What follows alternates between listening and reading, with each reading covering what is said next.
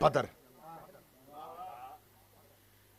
بدر کنواں جس کے کنارے پہ یہ جنگ ہوئی ہے۔ دو طرح کے لشکر نکلے، ایک ابو جہل کی قیادت میں، ایک ابو سفیان کی قیادت۔ ابو سفیان شام سے آ رہا تھا، ابو جہل نے مکہ سے آنا تھا۔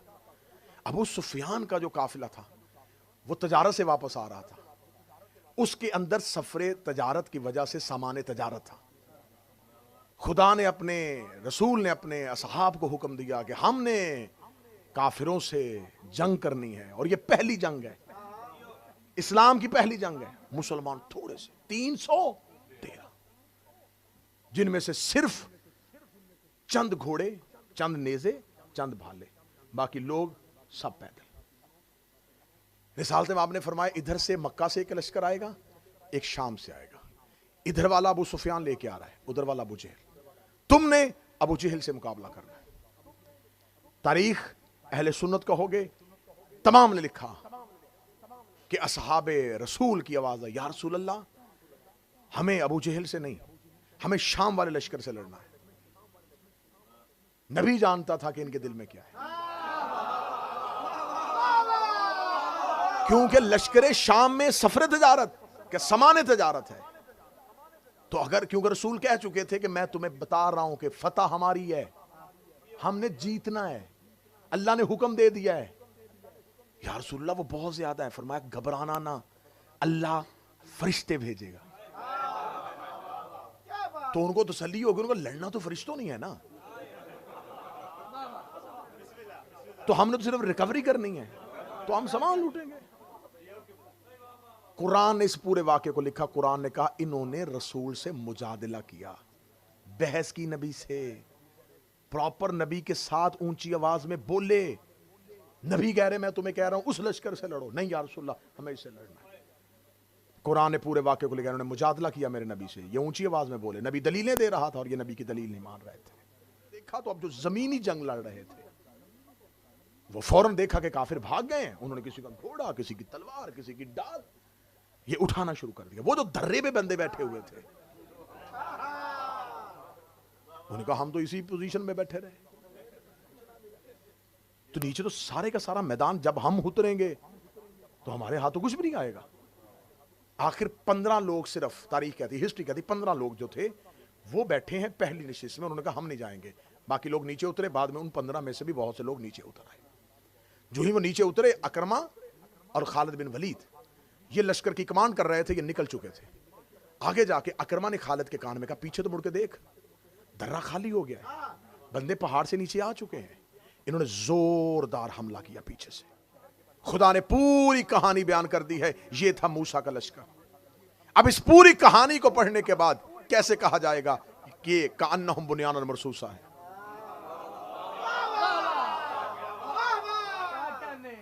یہ کأنہم بنیان مرصوصہ نہیں ہو سکتا۔ خدا نے پھر دوسرا ایک لشکر بیان کیا۔ خدا نے کہا آؤ میں تمہیں ایک اور لشکر کی کہانی سناتا ہوں۔ یہ لشکر تھا شموئیل نبی کا، جو طالوت کی سرپرستی میں گیا تھا۔ طالوت مسلمانوں کا بادشاہ تھا، حضرت شموئیل ایک نبی تھے۔ ان کے دور میں جناب شموئیل بزرگ ہو گئے تھے، ضعیف ہو گئے تھے، اور جناب شموئیل نے کہا میرے اللہ مجھ میں اتنی طاقت اور ہمت نہیں ہے کہ میں لشکروں کی سپہ سالاری کروں، میری قوم میں سے کسی کو میری قوم کا سالار بنا دے، لشکر کا سردار بنا دے۔ قرآن میں پورا واقعہ شموئیل نبی کا ہے۔ خدا نے نہیں کہا کہ شموئیل اپنے صحابہ سے کہے اگر تو نہیں لڑ سکتا اور انہوں نے کسی کو اپنے لشکر کا سپہ سالار بنانا ہے تو تیرے صحابی مل کے کسی ایک کو بنا لے۔ خدا کہتا ہے میں قرآن سے پورا قرآن سے استدلال لوں گا۔ آج کی تقریر بڑی اہم ہونے والی ہے، استدلال قرآنیاں لیں گے اور پھر بتائیں گے کہ اصحاب کی اصل منزل کون سی ہے، تاکہ اتنے سالوں سے ہمارے دامن پہ لگا ہوا یہ سیاہ دھبا اب صاف ہو کہ اگر ہم صحابہ کو بھی مانتے ہیں تو ہمارے پاس معیار کیا ہے، ہمارے پاس صحابیت کا معیار کیا ہے۔ میرا مسلمان تمہیں اللہ نے اتنی عقل دی ہے کہ تم فروٹ خریدنے کے لیے جاؤ تو چن لیتے ہو،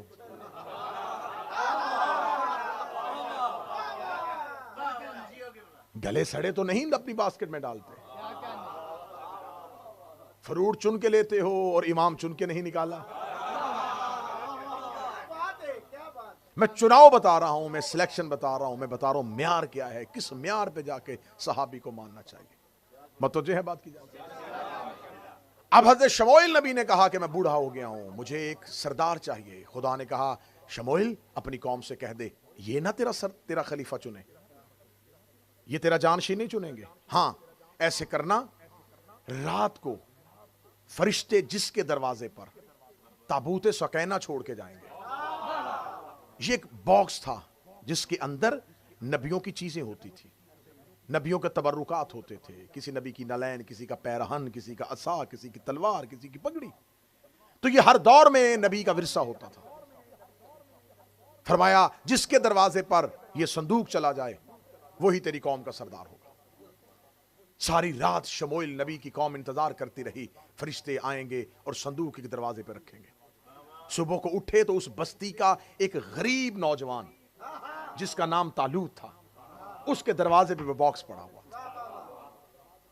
قوم نے طالوت کو ماننے سے انکار کر دیا، ہم اسے نہیں بنائیں گے.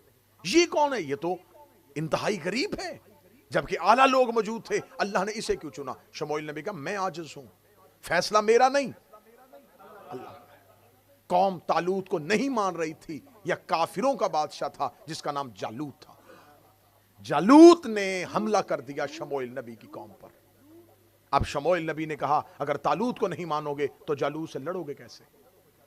قوم آخر متفق ہو گئی اور طالوت کی سرپرستی میں لڑنے کے لیے نکل گئی، لشکر لے کے. کأنہم بنیان مرصوصہ. ذہن میں رکھنا ہے اس معیار پہ کسی نبی کا لشکر بھی آئے تو آپ نے کہنا یہ لشکر اس معیار پہ. جو ہی دونوں لشکر چلتے چلتے قرآن نے پوری کہانی لکھی ہے اور ایسا منظر قرآن نے بیان کیا ہے، اگر آپ قرآن کو جاگتی آنکھوں سے پڑھیں گے نا تو آپ کو نظر آنا شروع ہو جائے گا. خدا اتنا بہترین قصہ سناتا ہے، اتنی بہترین بات سناتا ہے کہ دل میں اترتی ہے. ایک نہر کے کنارے پہ دونوں لشکر آمنے سامنے آ گئے، طالوت کا لشکر اور جالوت کا لشکر.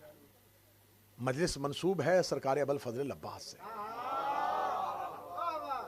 خدا قرآن میں کہتا ہے کہ جب دونوں لشکر آمنے سامنے آ گئے تو ہم نے طالوت پر، لشکر طالوت مسلمانوں کا جو لشکر تھا، جو اللہ کا لشکر تھا، اس پر ایک وحی کی، ان اللہ مبتلیکم بالنہر، ہم تمہیں آزمائیں گے اس نہر کے ذریعے سے. فمن شرب فلیس منی، جو اس سے پانی پیے گا وہ ہم میں سے نہیں ہوگا. خدا لشکر پیاسا نہیں رکھنا چاہتا تھا، خدا دیکھنا چاہتا تھا یہ میری اطاعت میں کتنے کاربند ہیں. لڑنے تو آگے اللہ کے لیے، تو میں پہلے فیصلہ ابھی کر لیتا ہوں، انہیں آزما لیتا ہوں، نہر سے آزما لیتا ہوں، ابھی دیکھ لیتے ہیں کتنے پانی پیتے ہیں کتنے نہیں پیتے. پیاسا لشکر کہاں سے چلا تھا. طالوت نے کہا اللہ کا حکم آ گیا ہے، اس نہر سے کوئی پانی نہیں پیے گا. انہوں نے کہا یہ کیسا اللہ جو ہمیں پانی سے روک رہا ہے. اب پیچھے لشکر ہے اور طالوت سامنے ہاتھ بلند کر کے کہہ رہا نہ پانی پینا، حکم پروردگار ہے، شکست لے جاؤ گے، ہار جاؤ گے، ظالم تم پر حاکم بن جائے گا اگر تم نے اس نہر سے پانی پیا. خدا کہہ رہا ہے فمن شرب فلیس منی، اس سے پانی جس نے پیا وہ ہم میں سے نہیں ہوگا. آخر قوم اتری اور اس نے نہر سے پانی پینا شروع کر دیا. اس سے آگے ایک آیت ہے، یہ آیت آج بھی قرآن میں ہے. قرآن میں بہت سی آیتیں ایسی ہیں جو منسوخ ہیں، جو آئی تھیں حکم پروردگار ہوا تھا لیکن اس دور کے لیے ہوا تھا، پھر اس کے بعد وہ دور ختم ہو گیا. آیت کا احترام موجود ہے لیکن حکم منسوخ ہو گیا. یہ حکم کسی دور میں کسی نبی کے ماننے والوں کے لیے تھا لیکن کیونکہ وہ نبی کا دور نہیں ہے، آیت ہے لیکن حکم منسوخ ہو گیا ہے. تمام عالمان اور مفسرین اور قرآن سمجھنے والوں نے اس آیت کو منسوخ میں نہیں رکھا کہ یہ حکم منسوخ نہیں ہوا. حکم کیا تھا؟ ہم تمہیں آزمائیں گے اس نہر کے ذریعے، جس نے اس سے پانی پیا وہ ہم میں سے نہیں. اور خدا آگے کہہ رہا جس نے دریا میں اتر کے پانی کا چلو اٹھایا اور پھینک دیا وہ مجھ سے ہے.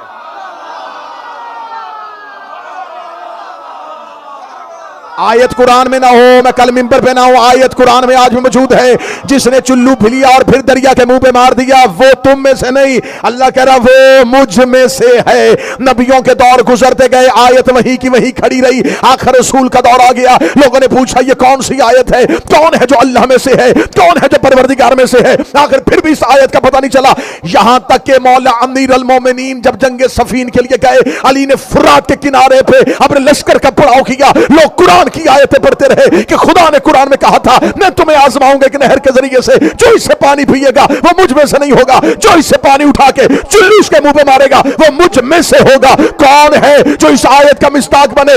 علی نے فرات کے گھاٹ پہ پہرا بٹھایا ہے، لیکن علی نے فرات کے اندر اپنا گھوڑا نہیں ڈالا، حسن نے فرات پہ اپنا گھوڑا نہیں ڈالا، کربلا عاشور کا دن آیا، عباس نے گھوڑا فرات کے اندر ڈالا، چلو پانی کا لیا، دریا کے منہ پہ مارا، خدا نے کہا جو پھینکے گا وہ مجھ میں سے ہوگا۔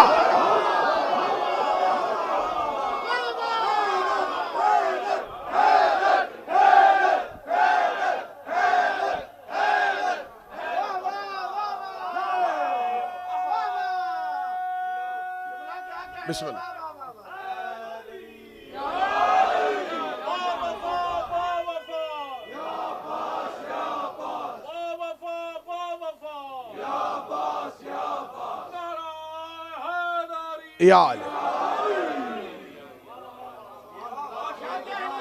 قوم عاجز آ گئی، قوم کا اللہ کے حکم کی نافرمانی کرنا اس بات کی دلیل ہے یہ کانہم بنیان مرصوصہ نہیں ہے۔ کسی نبی کا لشکر اس آیت کے معیار پہ پورا نہیں اتر رہا۔ رسول اکرم آئے، اسلام کی کافروں سے پہلی جنگ بدر، بدر کنواں جس کے کنارے پہ یہ جنگ ہوئی، دو طرح کے لشکر نکلے، ایک ابو جہل کی قیادت میں، ایک ابو سفیان کی قیادت۔ ابو سفیان شام سے آ رہا تھا، ابو جہل نے مکہ سے آنا تھا۔ ابو سفیان کا جو قافلہ تھا وہ تجارت سے واپس آ رہا تھا، اس کے اندر سفر تجارت کی وجہ سے سامان تجارت تھا۔ خدا نے اپنے رسول نے اپنے اصحاب کو حکم دیا کہ ہم نے کافروں سے جنگ کرنی ہے، اور یہ پہلی جنگ ہے، اسلام کی پہلی جنگ ہے۔ مسلمان تھوڑے سے 313، جن میں سے صرف چند گھوڑے، چند نیزے، چند بھالے، باقی لوگ سب پیدل۔ رسالت میں آپ نے فرمایا ادھر سے مکہ سے ایک لشکر آئے گا، ایک شام سے آئے گا، ادھر والا ابو سفیان لے کے آ رہا ہے، ادھر والا ابو جہل، تم نے ابو جہل سے مقابلہ کرنا ہے۔ تاریخ اہل سنت کا ہوگے، تمام نے لکھا کہ اصحاب رسول کی آواز ہے یا رسول اللہ ہمیں ابو جہل سے نہیں، ہمیں شام والے لشکر سے لڑنا ہے۔ نبی جانتا تھا کہ ان کے دل میں کیا ہے، کیونکہ لشکر شام میں سفر تجارت کہ سامان تجارت ہے، تو اگر کیونکہ رسول کہہ چکے تھے کہ میں تمہیں بتا رہا ہوں کہ فتح ہماری ہے، ہم نے جیتنا ہے، اللہ نے حکم دے دیا ہے۔ یا رسول اللہ وہ بہت زیادہ ہے، فرمایا گھبرانا نہ، اللہ فرشتے بھیجے گا۔ تو ان کو تسلی ہوگی، ان کو لڑنا تو فرشتوں نہیں ہے نا، تو ہم نے تو صرف ریکوری کرنی ہے، تو ہم سامان لوٹیں گے۔ قرآن نے اس پورے واقعے کو لکھا، قرآن نے کہا انہوں نے رسول سے مجادلہ کیا، بحث کی نبی سے، پراپر نبی کے ساتھ اونچی آواز میں بولے۔ نبی کہہ رہے میں تمہیں کہہ رہا ہوں اس لشکر سے لڑو، نہیں یا رسول اللہ ہمیں اس سے لڑنا ہے۔ قرآن نے پورے واقعے کو لکھا، انہوں نے مجادلہ کیا میرے نبی سے، یہ اونچی آواز میں بولے، نبی دلیلیں دے رہا تھا اور یہ نبی کی دلیل نہیں مان رہے تھے۔ آخر کافروں کے لشکر کے ساتھ سامنا ہو گیا۔ اس جنگ میں سب سے زیادہ کفار کا جو نقصان کیا وہ اکیلے علی نے کیا۔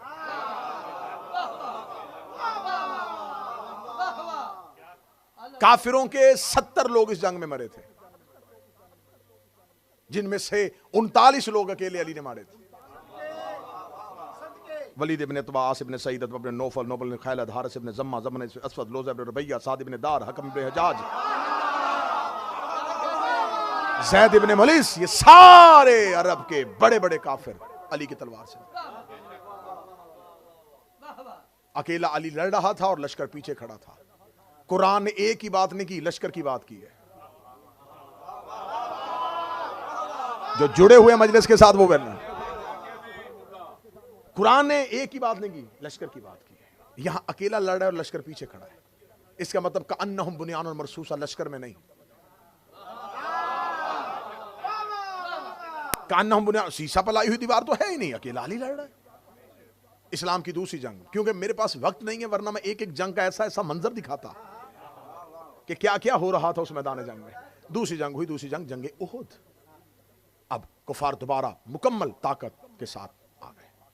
مکمل طاقت کے ساتھ آنا تھا. عبداللہ ابن زبیر کو رسالت مآب نے پہاڑی کے اوپر بٹھایا, 50 لوگ دے کے, ہم نیچے لڑیں گے, تم نے اوپر رہنا ہے. تیرے پاس تیر انداز ہوں گے, تیرا اوپر کا ڈیفنس نیچے والے مجاہدین کو لڑنے میں مدد دے گا. کیونکہ جب کافر نیچے لڑ رہے ہوں گے انہیں پتا ہوگا اوپر مسلمانوں کے بندے بیٹھے جن کے ہاتھوں میں تیر ہوں گے. تم اوپر سے حملہ کرو گے, کافر نیچے زمین پہ ٹھہریں گے نہیں. اگر ہم نیچے سے جنگ جیت بھی جائیں, کافر بھاگ بھی جائیں, تم نے نیچے نہیں اترنا. تم لوگوں نے اپنی چوکیوں پہ بیٹھے رہنا ہے, مورچے خالی نہیں کرنے جب تک میں تمہیں حکم نہیں دوں گا کہ آ جاؤ. نیچے بڑی زبردست قسم کی جنگ ہوئی اور کافروں نے میدان چھوڑ دیا.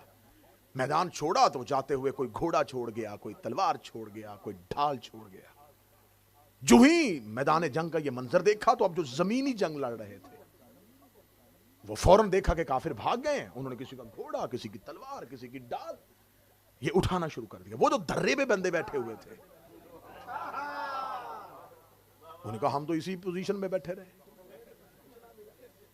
تو نیچے تو سارے کا سارا میدان جب ہم اتریں گے تو ہمارے ہاتھوں کچھ بھی نہیں آئے گا. آخر 15 لوگ صرف, تاریخ کہتی, ہسٹری کہتی, 15 لوگ جو تھے وہ بیٹھے ہیں پہلی نشست میں. انہوں نے کہا ہم نہیں جائیں گے. باقی لوگ نیچے اترے. بعد میں ان 15 میں سے بھی بہت سے لوگ نیچے اتر آئے. جو ہی وہ نیچے اترے, اکرمہ اور خالد بن ولید یہ لشکر کی کمانڈ کر رہے تھے, یہ نکل چکے تھے. آگے جا کے اکرمہ نے خالد کے کان میں کہا پیچھے تو مڑ کے دیکھ, درہ خالی ہو گیا ہے, بندے پہاڑ سے نیچے آ چکے ہیں. انہوں نے زوردار حملہ کیا پیچھے سے, اتنا طاقتور حملہ کیا کہ قرآن نے اس منظر کو لکھا. قرآن نے کہا مسلمانوں کے مجاہدین پہاڑیوں پہ ایسے چڑھ رہے تھے جیسے بکرا پہاڑ پہ چڑھتا ہے.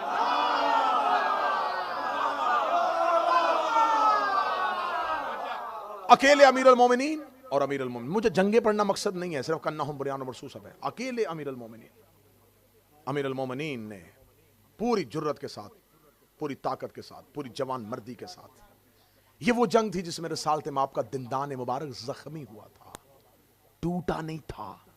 ممبر سے اگر کوئی پڑھے تو محتاط رہیے گا, رسول کا دان ٹوٹا نہیں تھا, زخمی ہوا. ٹوٹنا عیب ہے.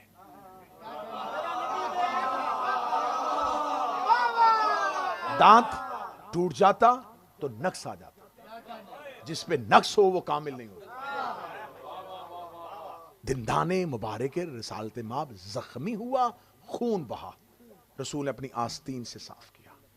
زخمی رسول کو لڑتے ہوئے علی نے دیکھا. امیر المومنین پیچھے سے واپس آئے.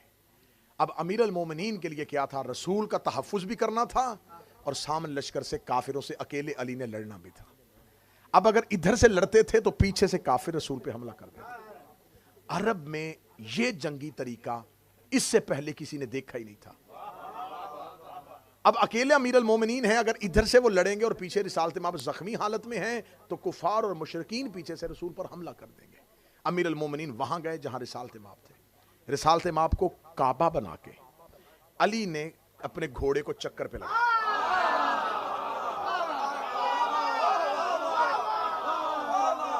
امیر المومنین رسالت مآب کو کعبہ بنا دیا اور اپنے گھوڑے کو چکر پہ لگا دیا. چکر پہ لگا کے علی نے چھوٹے چکر سے چکر شروع کیا ہے, بالکل نبی کے قریب سے تحفظ شروع کیا ہے. چکر پھیلتا اتنا وسیع کر لیا کہ میدان احد خالی ہو گیا. یہ وہ جنگ تھی جس میں امیر المومنین کی تلوار عرش سے آئی تھی.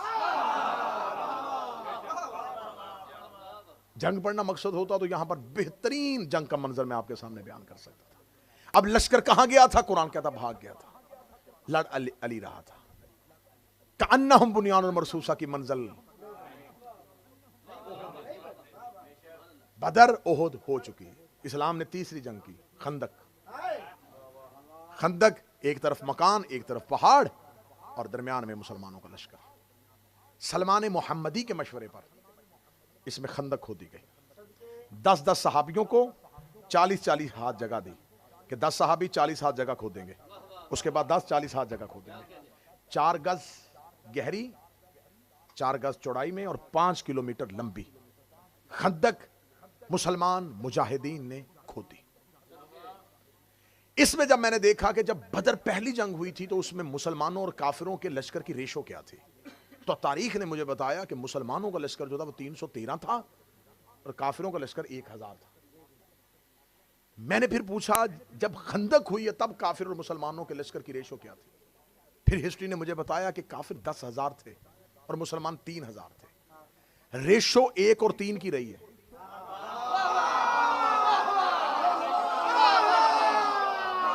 ریشو تبدیل نہیں ہوئی, 1 3. اب میں نے سوچا میری عقل, آپ کیونکہ آپ زیادہ سمجھدار ہیں مجھ سے, بہت زیادہ سمجھدار ہیں, تو آپ مجھے زیادہ عقلی طریقے سے اس پہ قائل کر سکیں گے. میری سمجھ میں تو ابھی تک یہ نہیں آ رہا کہ جب رسالت مآب نے پہلی جنگ لڑی تب بھی مسلمان 1 حصہ تھے, کافر 3 حصہ زیادہ تھے, خندق میں بھی زیادہ تھے. رسالت مآب نے بدر میں خندق نہیں کھودی,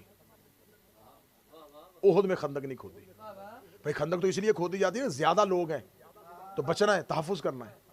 تو خندق اس لیے کھودی تھی رسالت مآب نے, جو ہسٹری ہمیں بتا رہی ہے کہ کافر بہت زیادہ آ گئے تھے. میں نے کہا سوچ رہا خندق میں زیادہ آ گئے ہوں, احد میں کم آئے. احد میں بھی اتنے ہی تھے, بدر میں بھی اتنے ہی تھے. تو میں نے کہا کافر تو ہر جنگ میں زیادہ رہے ہیں. بدر میں خندق نہیں کھودی, احد میں خندق نہیں کھودی. بعد میں پتا چلا تحقیق کرنے سے خندق کافروں کے لیے نہیں کھودی تھی,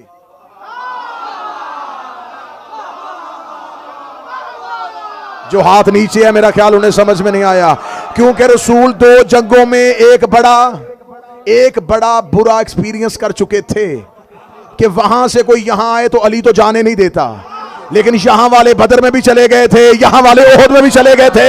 رسول نے کہا اب خندق کھود لو, باہر سے کوئی آیا تو علی نہیں جانے دے گا, اب اندر سے کوئی باہر نہ جائے.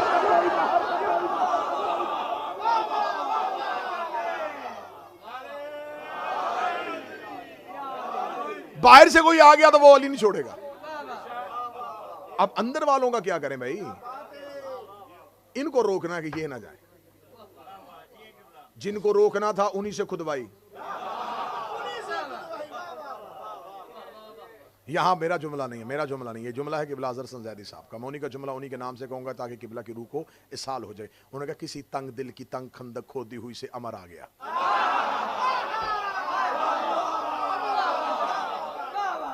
حضور کہیں بھی کسی بھی ملک میں کسی بھی جگہ پہ یہ جنگی قوانین جو ہوتے ہیں نا, یہ آرمی کے ڈسپلن کے اندر یہ ہوتا ہے کہ اگر آرمی کی سیکریسی, اگر اس کا کوئی سیکریٹ دشمن کے ہاتھ میں چلا جائے, سب سے پہلے وہ کہتے ہیں کہ اندر سے پتا کرو مخبری کس نے کی. عمر کو کس نے بتایا تھا کہ یہاں خندق کم کھودی ہوئی ہے؟ یقین کرو میں خطابت نہیں کر رہا, نارتھ ہیمپٹن والوں میں خطابت نہیں کر رہا, نہ سمجھنا کہ میں صرف ذاکری کر رہا ہوں. پیغام وہاں پتھر کے ساتھ ایک خط باندھ کے بھیجا گیا تھا. دل سے تو مسلمان تھے نہیں کچھ لوگ. 7 لوگ آئے ہیں, اکیلا عمر نہیں آیا, 7 لوگ آئے ہیں. عمر بن عبد ود, حسل اس کا بیٹا, وہ بھی اس میں آیا ہے. 7 لوگ آئے ہیں جس کے تاریخ نے نام لکھے ہیں, جو خندق کو عبور کر کے پہنچ گئے ہیں لشکر اسلام کے اندر. 7 لوگوں کا رات کی طریقی میں خندق کو عبور کرنا تھا. مسلمان تو سوئے ہوئے تھے, لشکر آرام کر رہا تھا. سیدھے گئے اور انہوں نے جا کر رسول کے خیمے کا محاصرہ کر لیا. خیمے کا محاصرہ کرنے کے بعد عمر بن عبد ود نے اپنا نیزے کے ساتھ رسول کے خیمے کی چادر کو پھاڑا, اور پھاڑنے کے بعد نیزے کی نوک کے ساتھ چادر کو اٹھایا. اٹھا کے اس ملعون نے پہلا جملہ کہا, محمد کوئی ہے تو بھیج, یا کسی کو بھیج یا خود لڑنے کے لیے گیا. یہاں پر کائنات کے رسول نے پہلی بار کہا من لحاظ الکلب, کون ہے جو اس کتے کی زبان. بعض لوگ کہتے ہیں نبی کو جلال آ گیا تھا، جو غصے میں آئے وہ نبی نہیں ہوتا، کیونکہ انسان کے بدن کے اندر 4 طرح کی قوتیں ہوتی ہیں، قوت وہمیہ، قوت عاقلہ، قوت سہویہ، قوت غصبیہ۔ آپ نے ان چاروں قوتوں کو، ان چاروں پاورز کو اپنی باڈی میں کنٹرول کرنا ہوتا ہے۔ نوجوان اور بچے اس بات کو سمجھیے گا، کیونکہ آپ کا جو جسم ہے یہ میدان جنگ ہے، اس میں شیطان بھی اپنے سپاہی کھڑے کرتا ہے اور رحمان بھی اپنے سپاہی کھڑے کرتا ہے۔ جو پہلی قوت وہمیہ کہ آپ کو وسوسے آئیں گے، آپ کو وہم ہوگا، اس کو آپ نے کنٹرول کرنا ہے اپنے ارادے کے ساتھ۔ جب آپ اپنے ارادے سے اس کو کنٹرول کر دیتے ہیں تو خدا کہتا ہے کہ اللہ تمہیں عقل سے نوازتا ہے تاکہ تم اس کو کنٹرول کر سکو۔ اگر آپ کے اندر غصب، غصے والی کیفیت آ جاتی ہے تو جو ہی وہ کیفیت آئے گی وہ قوت آپ کے اوپر مغلوب ہو جائے گی، آپ کے اوپر غالب آ جائے گی، آپ کو ایسا کام کر دیں گے، بعد میں آپ پچھتائیں گے۔ کیوں پچھتائے؟ اس لمحے آپ پہ کنٹرول اس لیے نہیں رہا کہ وہ قوت آپ کے اوپر غالب آ گئی تھی۔ تو جو غالب آتی ہے، جس پہ غالب آتی ہے وہ مغلوب ہوتا ہے۔ امام اور نبی پہ یہ قوت غالب نہیں آتی۔ امام اور نبی کوئی بھی کام ہماری طرح غصے میں نہیں کرتے، کیونکہ وہ مغلوب نہیں ہے، وہ ہر شے پہ غالب ہے، وہ غالب علی کل غالب ہے۔ تو جب آپ یہ سمجھ لیں گے تو پھر آپ یہ سوال کرنا چھوڑ دیں گے کہ علی نے تلوار کیوں نہیں اٹھائی، کیونکہ یہ جتنے منظر آپ ہمیں بتاتے ہیں یہ ساری چیزیں انسانیت کے غصے کے لیے ہے۔ علی کا ہاتھ امر الہی ہے، علی کا ہاتھ تبھی اٹھے گا جب اللہ کا حکم آئے گا۔ اب رسالت مآب نے غصے کی وجہ سے نہیں، رسالت مآب کو جب غصہ آتا ہی نہیں، اللہ قرآن میں کہتا ہے یہ خلق عظیم کا مالک ہے، اور صرف مالک نہیں کہہ رہا، اس کے اخلاق کی قسم کھا رہا ہے۔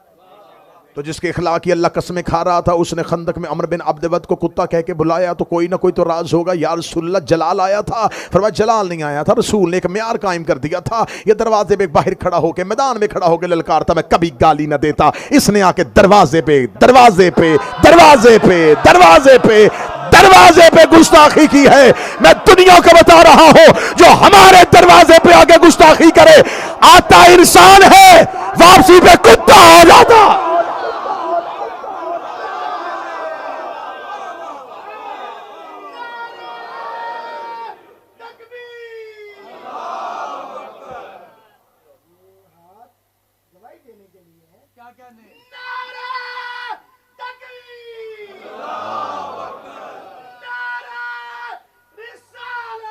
یا رسول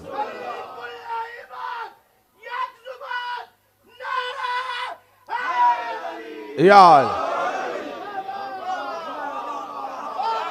آپ ہمیں بتائیں کہ بدر میں بھی لشکر نہیں لڑ رہا، اکیلے علی لڑ رہے ہیں، احد میں علی لڑ رہے ہیں، خندق میں علی لڑ رہے ہیں، حنین میں علی لڑ رہے ہیں، خیبر میں علی لڑ رہے ہیں۔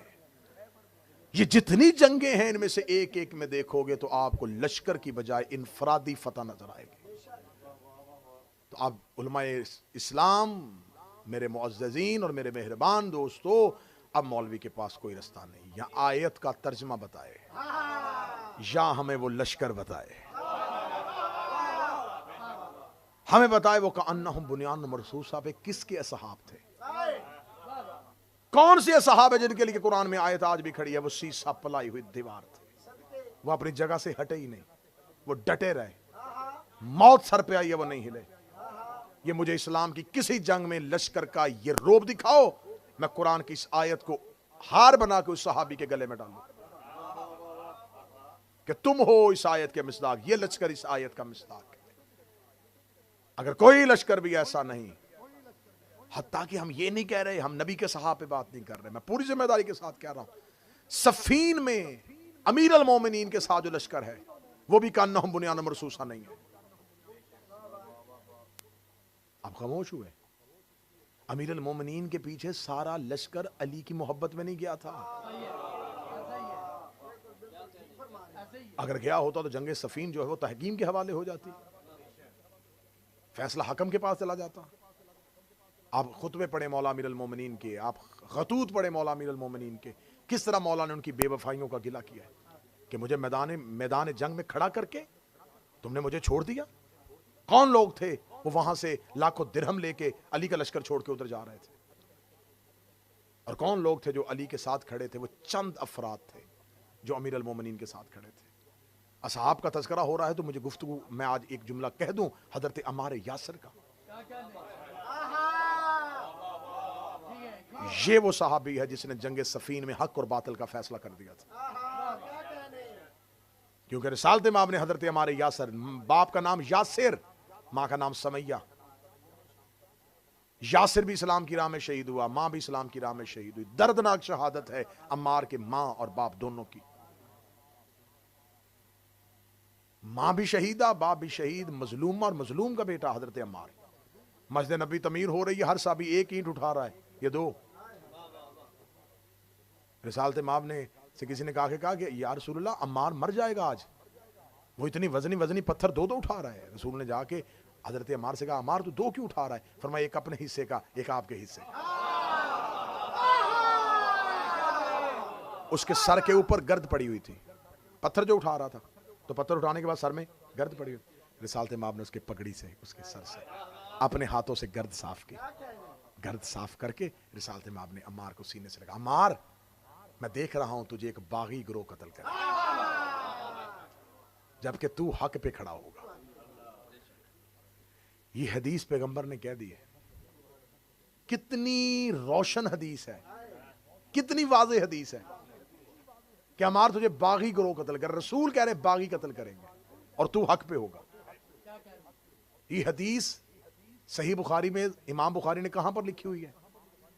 چاہیے تھا نا یہ جہاں جنگوں کے حالات ہو رہے ہیں، جہاں باب الایمان ہے، جہاں باب نفاق ہے، وہاں پر جا کے اس حدیث کو رکھتا تاکہ پڑھنے والوں کو حدیث سامنے آتی۔ جاؤ جا کے صحیح بخاری جا کے گوگل سرچ کر کے دیکھنا یہ حدیث اس نے کہاں پر رکھی ہوئی ہے۔ مسجد میں صفائی کرتے ہوئے گرد پڑنے کے احکام، کہ جس باب کے اندر انہیں مسجد کا باب ہے نا، مسجد کا، کہ مسجد کے کیا کیا کیا کیا فضیلتیں اور کیا کیا احترام ہے، اور مسجد میں صفائی کرنی، اور صفائی کرتے ہوئے ڈسٹ اگر پڑ جائے وہاں پر جا کے چھوٹی سی ایک سائڈ پہ یہ حدیث لکھی ہوئی ہے۔ جبکہ یہ ہے معیار، یہ ہے صحابی۔ میدان جنگ میں ادھر علی کا لشکر ہے، ادھر معاویہ کا لشکر، درمیان میں علم لے کے ہمارے یاسر آ گئے، درمیان میں کھڑے ہوئے، علی کے لشکر سے نکل کے دونوں لشکروں کے درمیان میں آ گئے، اور درمیان میں آ کے لشکر معاویہ کی طرف دیکھے کہا سنو میں مصطفیٰ کا صحابی ہوں، کیا تمہیں نبی کی حدیث بھول گئی؟ عمار کے صرف نکل کے آنے کی وجہ سے 35 لوگ معاویہ کے لشکر کے نکل کے علی کے لشکر میں آ گئے۔ یہ نہیں کہ صرف ادھر سے لوگ ادھر گئے ہیں، جو ادھر سے آئے ہم وہ بھی گنتی پوری کریں گے، ادھر سے بھی 35 لوگ آئے، انہوں نے آ کے کہا علی تو حق کا امام ہے، ہمیں تو پتہ ہی نہیں تھا۔ عمار آ کے کھڑا ہو گیا ہے۔ جب حضرت عمار یاسر کی شہادت ہو گئی تو لشکر معاویہ میں کھلبلی مچ گئی کہ یہ کیا، ہمارے پاس تو نبی کی حدیث ہے، اسے باغی گروہ قتل کرے گا، تو باغی کیا ہم باغی ہیں؟ ہمارے ہاتھوں عمار قتل ہو گیا۔ تو عمر بن عاص جیسا چلاک لومڑی اس نے فوری طور پہ جا کے کہا، اس نے کہا نہیں نہیں نہیں نہیں نہیں نہیں، یہ ہم نے قتل نہیں کیا، بلکہ عمار کا قاتل علی ہے جو اسے لے کے ہماری تلواروں کے آگے آ گیا۔ دیکھو علی کا مقابلہ کس دور کے کس لوگوں کے ساتھ ہے۔ اس نے کہا یہ تو وہ علی قاتل ہے، نہ علی لے کے آتا نہ عمار ہماری تلواروں سے قتل ہوتا۔ انہوں نے کہا ہاں ہاں ہاں ہاں ہم نے تو نہیں نہ قتل کیا، کیونکہ جس نے گناہ کیا ہو نا وہ تو اتنی جلدی بہانے پہ مان جاتا ہے۔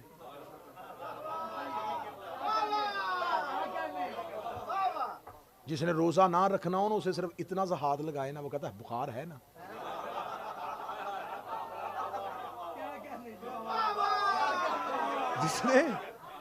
جس نے کوئی چیز چھوڑنی ہے وہ تو بہانہ ڈھونڈتا ہے بھائی۔ آج کسی کو کہہ دو کسی بیٹا پردہ کیا کرو، وہ کہتی پردہ دیکھنے والے کی آنکھ میں ہوتا ہے۔ اگر پردہ دیکھنے والے کی آنکھ میں ہوتا ہے، نہیں جی پردہ ہمارا نہیں ہوتا، پردہ دیکھنے والے کا ہوتا ہے، اسے چاہیے وہ پردہ کرے، ہم کیوں پردہ کریں؟ تو اگر دیکھنے والے کی آنکھ میں پردہ ہوتا ہے تو کبھی بغیر چادر کے نماز پڑھ کے دکھا. اللہ کی آنکھ میں پردہ نہیں ہے.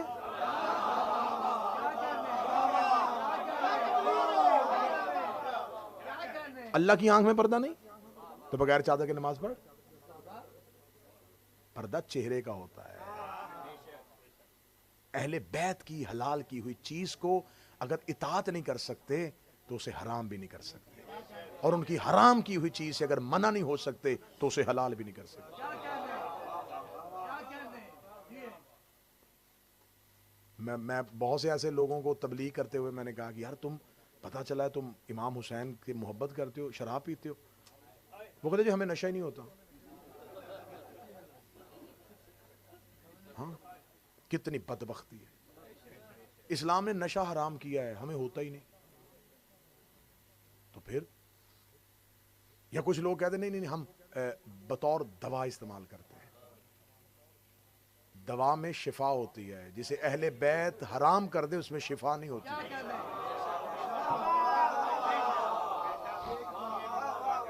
اہل بیت کی حرام کی ہوئی چیز میں شفا نہیں ہے. اہل بیت نے تمہیں منع کیا ہے ہر وہ چیز جو تمہارے عقل پہ غالب آ جائے, جو تمہارے سوچ پہ غالب آ جائے, جو تمہاری فکر پہ غالب آ جائے. پڑھے لکھے دور میں زندگی گزار رہے ہو تو اس کا مطلب یہ نہیں ہے کہ اہل بیت کو چھوڑ دیا جائے. اہل بیت کی اطاعت سے نکل جاؤ. آپ برطانیہ کے ماحول میں رہتے میرے بچوں, اہل بیت کے مذہب میں جو والدین کا احترام ہے وہ کسی اور مذہب میں نہیں ہے. یہ آپ کا کوئی ایکسکیوز نہیں ہے کہ ہم اب انڈیپینڈنٹ ہو گئے ہیں, اب ہم خود فیصلے کرنے کی پوزیشن میں آ گئے ہیں. بس ہمیں اسلام اس بات کی اجازت دیتا ہے. اسلام تمہیں ماں باپ کے سامنے اف کی بھی اجازت نہیں دیتا. اف لفظ نہیں ہے, اف کوئی لفظ ہے, اس کا کوئی ایکسنٹ بھی نہیں ہے کہ آپ نے منہ بگاڑ کے نہیں میں نے بدتمیزی نہیں کی, میں نے تو آپ کہہ کے منع کیا تھا. ابا جی آپ تو ہر بات میں بولتے ہیں, اب آپ کو کیا پتا کہ باہر کیا ہو رہا ہے, اب آپ کو کیا پتا کہ کیا ہو رہا ہے. آپ نے بھی کل ابا جی ہونا ہے. اس دور میں آپ کو بھی نہیں پتا ہوگا. بولو وہ جو کل برداشت کر سکو. اہل بیت کے مذہب میں نہ والدین کا کہ آگے اف اف اف کیا, ایک صرف نفرت, ایک نخوت کا انداز. اف خدا نے اس نطق کو قرآن میں کوڈ کیا. خدا نے کہا اگر تم نے یہ بھی کیا نا میں تمہیں پھر بھی معاف نہیں کروں. جاؤ جا کے اہل بیت کے مذہب میں جا کے پوچھو کہ امیر المومنین والدین کے گستاخ کو منہ نہیں لگاتے تھے. ایک شخص آیا علی کی محفل میں آ کے بیٹھا, امیر المومنین نے کہا اٹھاؤ اس کو میری محفل سے باہر نکالو. انہوں نے کہا یا علی یہ تو آپ سے بہت پیار کرتا ہے. علی فرماتا ہے میرے پیار کا فائدہ کیا جب ماں ہی سے نہیں کرتا.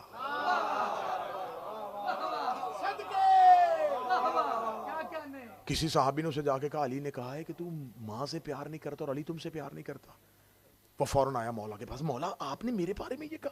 مولا میں اس لیے نہیں کرتا, مولا وہ چھوٹی چھوٹی باتوں پہ بار بار اصرار کرتی ہے تو اس لیے تھوڑا سا میں اس لیے ان چیزوں سے کتراتا ہوں. مولا آپ سے تو پیار کرتا ہوں. مولا فرماتے ہیں اس کی گود نے تمہیں مجھ سے پیار کرنے پہ مجبور کیا ہے.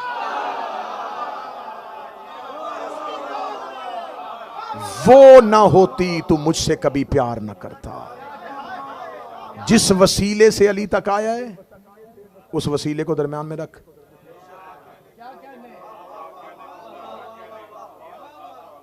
تیری ماں تھی جس تربیت نے تجھے مجھ تک پہنچایا. تو وسیلہ چھوڑ کے آ رہا ہے, علی وسیلہ نہیں چھوڑے گا. اسی وسیلے سے آ جس وسیلے سے میں نے تجھے اپنی محبت دی تھی. باپ کے ذریعے تم تک محبت پہنچی ہے تو باپ تمہارا علی تک پہنچنے کا وسیلہ ہے. کوئی لشکر کا انہم بنیان اور مرصوصہ کی منزل پہ نہیں آیا. حسین 72 لے کے کربلا آیا.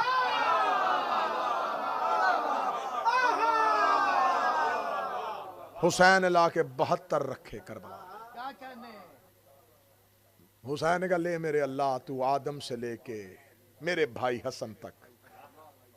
یہ آیت وہیں کی وہیں کھڑی رہی. کون ہیں جو سیسا پلائی دیوار پر ہے. खुदा कहता अल्लाह मोहब्बत करता है इनसे, युकातिलूना फी सबीलिही, जो मेरी सबील में कत्ल करते हैं, जंग करते हैं, लड़ते हैं। यहीं से गुफ्तगू कल शुरू करेंगे और कल शब अशूर अहम मजलिस असहाबे इमाम हुसैन पे होगी।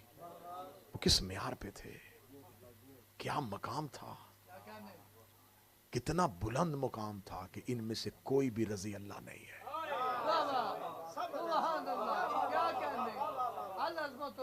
ये सारे अलैहिस्सलाम, मैं उनमें से चंद वो नाम जरूर कल आपके सामने बयान करूंगा, क्योंकि हमारे पास असहाब में से सिर्फ 2 या 3 ही की बात बच्चों को पता है, या हुर को जानते हैं, या हबीब इब्ने मुज़ाहिर को जानते हैं। तुम्हें पता हो कि ज़ुहैर कौन है, आबिस शाकरी कौन है, तुम्हें पता होना चाहिए कि मुस्लिम इब्ने औसजा कौन था, ये कौन से म्यार थे, वहाबे कल्बी कौन था, अबू समामा कौन था, ये कौन लोग थे, किस म्यार पे थे, कहां से चुने थे हुसैन ने ये फूल। ये कोई तारीख के नामवर लोग नहीं थे, ये अपने इलाकों में गुमनाम लोग थे। ये कोई बहुत बड़े अमीर नहीं थे, बहुत बड़े जंगजू नहीं थे। कुछ म्यार था जो हुसैन ने तराशा था, जिस पे ये पूरे आए हैं, और हुसैन ने इन्हें करबला बुलाया।